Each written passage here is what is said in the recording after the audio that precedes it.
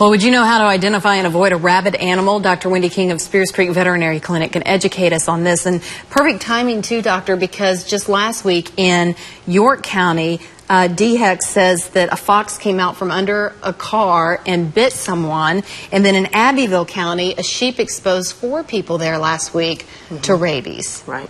How prominent is this? Well, we have rabies in South Carolina. Yeah. Every year in the world, tens of thousands of people actually die from rabies, more so in other countries than here. But as you know, we've talked about zoonotic diseases. Those are diseases that are transmissible between humans and animals. And rabies is one of them. And it's a virus that wild animals carry in their saliva if they have rabies.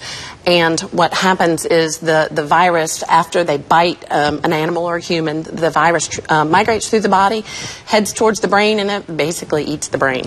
Wow. So how do we know if an animal, if it's wild, it acts tame with rabies, whereas a tame domestic animal acts the opposite? Yeah. And that's what it is. If it's wild and acting tame, beware. Be aware. And if it's tame and acting wild, you also have to beware. So this is a good time to remind people to get their dogs vaccinated. Will that protect them if they come against a rabid animal? It's a preventable disease. Absolutely preventable.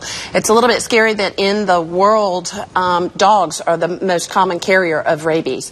But in the United States, it's bats because we do such a good job vaccinating our pets. So if someone is like this sheep, would it actually require a bite, or it could have just been a scratch? It would have been a bite. Okay. It's pretty much so a deep bite, or saliva in an open wound. So you need to know to get medical care immediately, at least to be checked out. A really sad statistic is that 40% of the victims are 15 years or under, and most of them are males. So it's children playing with, this cute little bat's on the ground.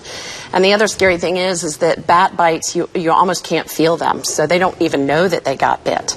And then it takes at least a month, sometimes up to 3 months of incubation. So not only did they not know that they got bit, but it takes 3 months for them to show symptoms. Good It's a really information. scary disease. Dr. Wendy King, thank you so much. And to see this interview again with Dr. King for this information, you can follow me on Twitter or Facebook. I'll post the interview there later this evening. Thank you, Doctor.